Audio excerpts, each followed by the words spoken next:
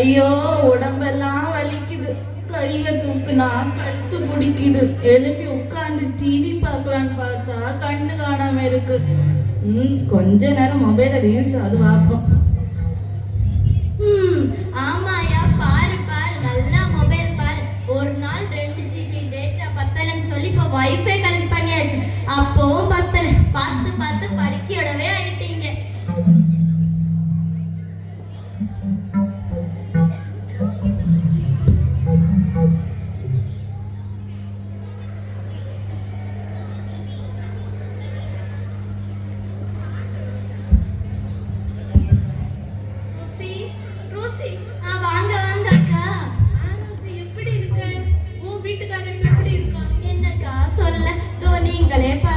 ஐயோ ரோசி, நான் உன்கிட்ட ஒரு விஷயம் சொல்லான்னு தான் வந்தேன். சொல்லுங்க அக்கா.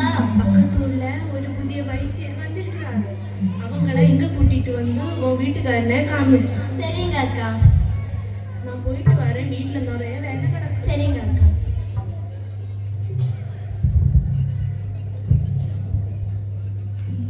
வாங்க வாங்க வைத்தியர் ஐயா, வந்து என் புருஷனை பாருங்க ஐயா. பாக்குறேன் பாக்குறேன்.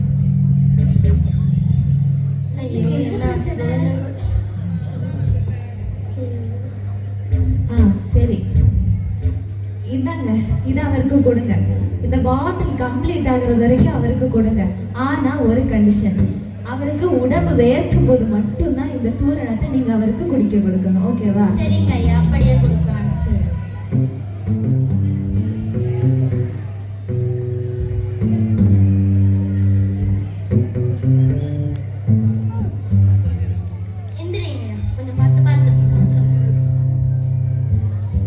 உடம்பும் வேர்க்கல. கம்பளிய போத்தி பார்த்தோம், அப்பவும் வேர்க்கல. என் உடம்பு இனி என்னைக்கு வேர்த்து நான் எப்ப இந்த மருந்தை சாப்பிட்டு இது இந்த ஜென்மத்துல நடக்கும்னு தோணல. சரி, நம்ம கொஞ்ச நேரம் வேலை பார்ப்போம். என்னங்க, மருந்து சாப்பிட்டீங்களா? எப்ப பாரு இந்த ஒரு பெட்லயே படுத்துட்டா எப்படி மருந்து சாப்பிட முடியும்? என்னங்க, எனக்கு ஒரு ஐடியா தோணுது. எனக்கு கொஞ்சம் ஒத்தாசை பண்றீங்களா? அப்ப அது உங்க உடம்பு வேர்க்குதான்னு பார்ப்போம். இது கூட நல்ல ஐடியா தானே இருக்கு. சரி, நான் இப்போ உனக்கு என்ன ஒத்தாசை பண்ணணும்? துணி துவைச்சுட்டாங்க, பாத்திரம் கழுவிட்டாங்க, விறகு பொறுக்கிட்டாங்க, எல்லாம் முடிச்சிட்டு வாங்க. அப்புறம் ஒண்ணு நான் சொல்றேன். சரி, பாக்க.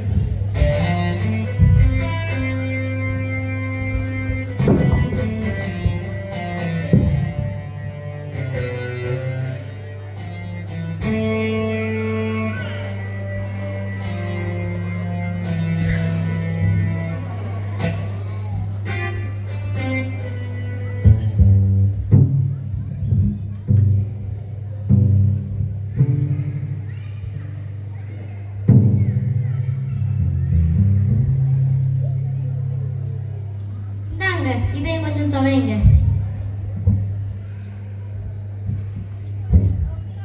எவ்வளவு துணிதான் ஒரு நாள் போடுவாங்க என்னவோ.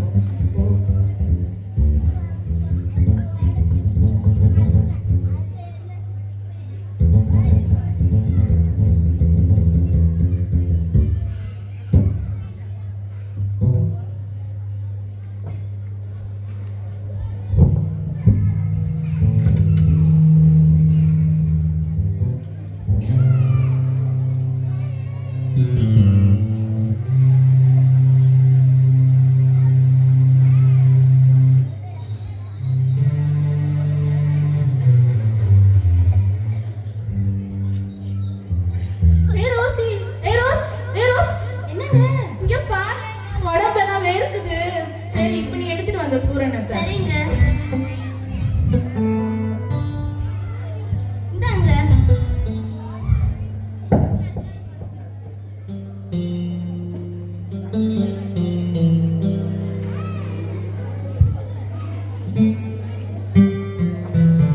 எப்ப பார்த்தாலும் மொபைல் வச்சுட்டே இருந்தா எப்படிதான் எனக்கும் வேர்க்கும். சரி, கொஞ்ச நேரம் மொபைல் அந்த சைடு வச்சுட்டு வேலை பார்ப்போம். அப்பாவது வேர்க்கும்.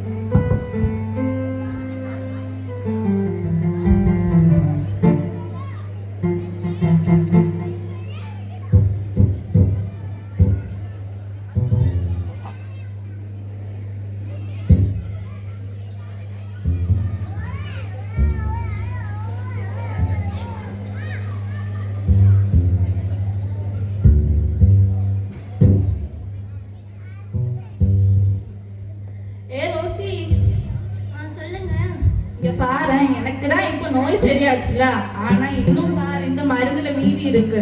இதை நம்ம அந்த வைத்தியர்கிட்ட கொடுத்துட்டு வருவோமா? சரிங்க, வாங்க போலாம். பாத்தீங்களா, எப்ப பாரு நீங்க பக்கத்து வீட்டு அக்காவை திட்டிக்கிட்டே இருப்பீங்க. ஆனா அவங்க சொன்ன வைத்தியரால தான் இப்ப உங்களுக்கு சுகமும் கிடைச்சது. சரி வா போலாம்.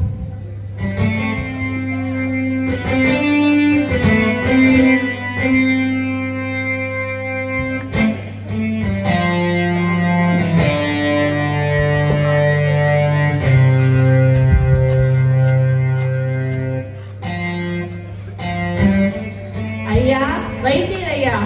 அடடே, இது யாரு? வாங்க வாங்க. இப்ப எப்படி இருக்கீங்க? உங்க உடம்பு பரவாயில்லையா? ஐயா, இப்ப நான் உங்க வைத்தியத்தினாலே சரியாயிட்டேன். நான் இந்த நோய்க்காக போகாத மருத்துவமனை இல்ல, பார்க்காத வைத்தியர் இல்ல, பார்க்காத கூகுள் செய்தி இல்ல, பார்க்காத யூடியூப் வீடியோஸ்ல. ஆனா உங்க வைத்தியம் தானே குணப்படுத்துச்சு.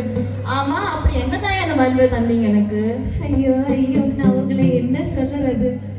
நான் கொடுத்தது வெறும் துளசியும் வெல்லமும் கல்ல ஒரு கலவை தான். அதை சும்மா தான் கொடுத்தேன். உன்னை குணப்படுத்துறது என்னோட வைத்தியம் இல்லை, ஆனா நீ உடல் வேர்க்க உழைச்சியே அதுதான். இப்போ வளர்ந்து வருகிற நாகரீக மாற்றத்தால யாருமே உடல் வேர்க்க உழைக்காம சோம்பேறியா மாறிக்கொண்டிருக்காங்க. அதனாலதான் பல நோய்களை விலை கொடுத்து வாங்குறது மாதிரி ஆகிடுச்சு காலம். இப்பெல்லாம் யாருக்குதான் உடம்பு வேர்க்குது? வீட்டு ரூம்ல ஏசி, வேலைக்கு போனா அங்கேயும் ஒரு அடைஞ்ச ஏசி ரூமுக்குள்ள உட்கார்ந்து தங்களுடைய உடம்பை இயற்கையோடு இணைய விடாம தான் இந்த நிலைமை. ஆம் அன்பானவர்களே, உடல் உழைப்போடு கூடிய உயர்வு தான் நம் அனைவருக்கும் வர வேண்டும். அப்படி வரவில்லை என்றால் நாமும் இந்த ரோசியின் கணவரை போல ஆகும் அவல நிலை ஏற்படும். எனவே சிந்தித்து செயல்படுங்கள் குலப்புறவாசி இளைஞர்களே.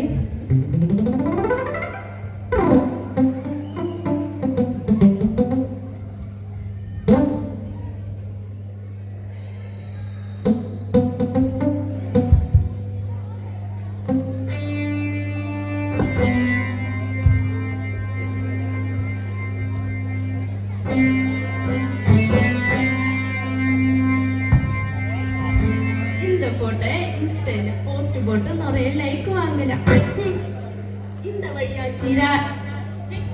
இந்த வழியாச்சு யாராவது போனதை பார்த்தியா? இல்லப்பா, நான் யாரையும் பார்க்கல. சரி, போய் இந்த கிட்ட தான் கேட்டேன் பாரு.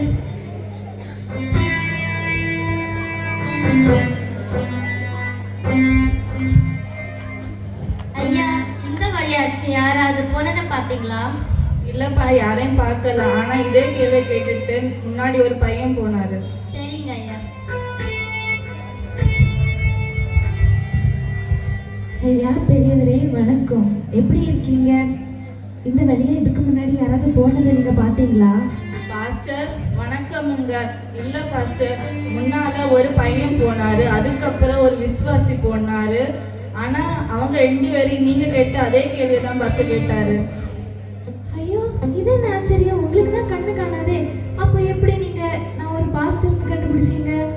ஒருவர் பேசுறத வச்சு அவர் யாரு, அவருடைய தகுதி என்ன என்கிறத பற்றி நமக்கு தெரிஞ்சுக்கொள்ளலாம். முதல்ல வந்தவர்கிட்ட மரியாதையின்மையும், 2வதாக வந்தவர்கிட்ட அதிகாரம், 3வதாக வந்த உங்ககிட்ட பணிவும் தெரிஞ்சுது. அதை வச்சுதான் நீங்க ஒரு பாஸ்டர்னு நான் தெரிஞ்சுக்கிட்டேன். நம்ம இந்த காலத்துல யாருதான் எல்லாரையும் மதிக்கிறோம்? நம்ம மற்றவங்களை மதிச்சாதான் நமக்கும் மரியாதை கிடைக்கும்.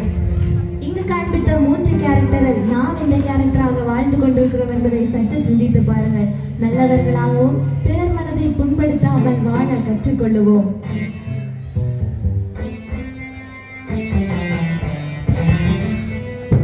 இதே ரோமர் 12:10 கூறுகிறது, சகோதர சிநேகத்திலே ஒருவரை ஒருவர் பட்சமாயிருக்க கனம் பண்ணுகிறதில் ஒருவருக்கு ஒருவர் முந்திக் கொள்ளுங்கள்.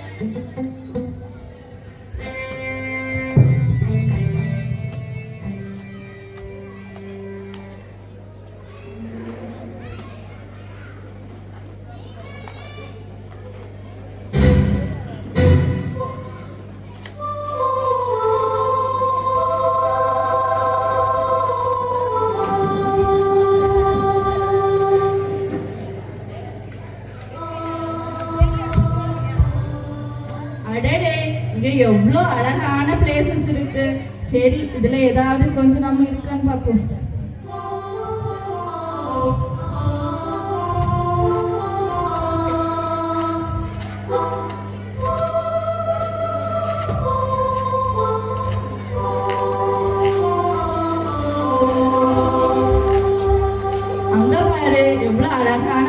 இருக்கு. ஐ இங்க பாருங்க எவ்வளவு அழகான பிளேசஸ் எல்லாம் இருக்கு. சரி போட்டோ எடுப்போம். வாழ்க்கையில நிம்மதியும் இல்லை, காசு இல்லை, வேலை இல்லை. சரி இந்த இடத்துல வந்து விழுந்து செத்தாவது போகலாம். நல்ல இடம். ஆமா நீ இவ்வளவு நேரம் எங்க போன? உனக்கு வேண்டி தான் நான் வெயிட் பண்ணிட்டு தான் நேரே பரலோகத்துக்கு போயிடலாம். ஆழமும் கொஞ்சம் கூடுதலாக தான் இருக்கு, விடவும் பயமா தான் இப்ப இருக்கு. நிறைய பிளேசஸ் எல்லாம் இருக்கு பத்தியா? விழுந்துதான் ஆகணும். போட்டோ வேணும். காசு இல்லை, போட்டோ வேலை சரி இல்லை. வா எடுத்தாரு. வாழ்க்கை ரொம்ப மோசமா போயிட்டு இருக்கு. போதுமா? இந்த வாங்கி ட்ரெஸ் கொஞ்சம் சரி எடுத்தாச்சு வா போலாம். நமக்கு வெள்ளச்சாட்டத்துமே போட்டோ எடுக்கணும். அங்கேயா? இப்படி போ.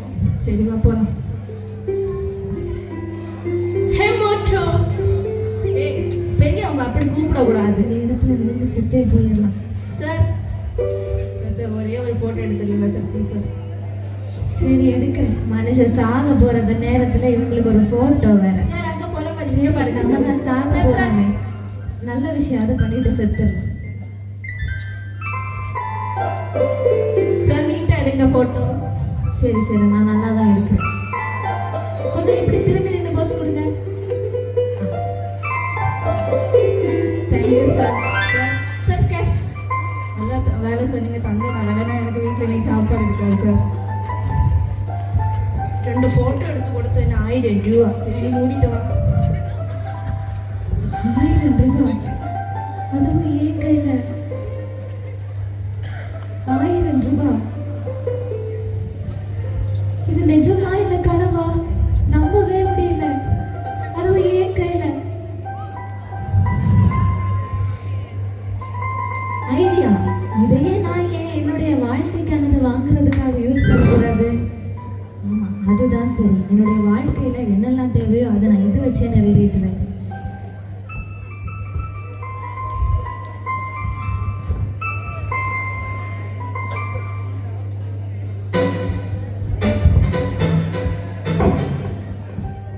உழுக்க பிடிடாத. பிடிக்கிறேன் பிடிக்கிறேன். கொஞ்சம் நீட்டா தான் பிடிங்க. எடுக்கட்டும். சரி சரி. இன்னைக்கு நிறைய கஸ்டமர்ஸ் வருவாங்க, நிறைய சீசன் வேற. சரி நமக்கு வெளுத்து வாங்கலாம் போட்டோ. ஆமா சரிதான். சரி நீ அதை முதல்ல ஒரு இடத்துல செட் பண்ணு. பேக்ல நல்ல கேமரா சீன் எல்லாம் நல்லா தெரியுறது மாதிரி நல்ல அழகா செட் பண்ணு. சரிங்க. யார் வரான்னு பார்க்கலாம் நம்ம. செட் பண்ணுடா.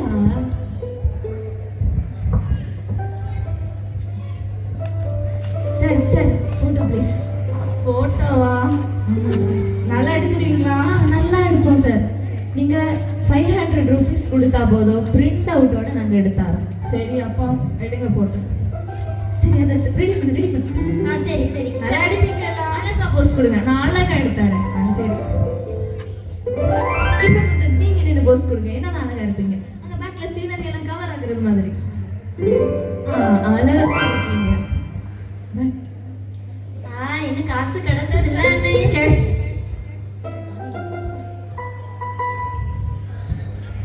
இந்தாங்க சார் போட்டோ. Thanks sir. அவசர புத்தி ஆளுக்காகாது. காசு கிடைச்சதுக்கு அப்புறம் தான் கேட்கணும். இங்க பாரு, காசு காசு காசு. அண்ணே காசு கிடைச்சதுல. ஆமா அப்ப இன்னைக்கு மந்தி தானே? ஆமா. அப்ப இன்டர்வெலுக்கு டீ கூட பண்ணு. நீ என்ன கேட்டா நான் வாங்கி தரேன். சரி. மாதம் 75,000 ரூபாய் இன்னைக்கு நான் இதே நீர்வீழ்ச்சியில சம்பாதிக்கிறேன். ஒரு நாள் இதே இடத்துல செத்து போகணும்னு சொல்லி வாழ்ந்த என்னுடைய வாழ்க்கையில காசு வேலை இல்லைன்னா வாழவே முடியாதுன்னு நினைச்சு தற்கொலை பண்ணி என்னுடைய வாழ்க்கையை மாற்றிக்க பார்த்தேன். நான் போன இடத்துல பல கம்பெனி ஏறி இறங்கியும் வேலை இல்லாம வெறும் 5,000 ரூபாய் மாத சம்பளத்துக்காக வேலை பார்க்கும் அவலம் எனக்கு வந்தது. ஆனால் மத்தேயு 11:28 கூறுவது போல, வருத்தப்பட்டு பாரம் சுமக்கிறவர்களே, நீங்கள் எல்லாரும் என்னிடத்தில் வாருங்கள், நான் உங்களுக்கு இளைப்பாறுதல் தருவேன் என்று ஆண்டவர் அழைக்கிறார். எனவே நாளைய சமுதாயத்தின் இன்றைய மொட்டுக்களாய் உள்ள இளைஞர்களே, வாழ்க்கை என்பது தற்கொலைக்கானதல்ல, மாறாக நமது மாற்றுப்பாதையின் துவக்கமே. அறிவுகளை தெளிவாக கொண்டு செயல்படுவோம் கிறிஸ்து சபை மக்களே.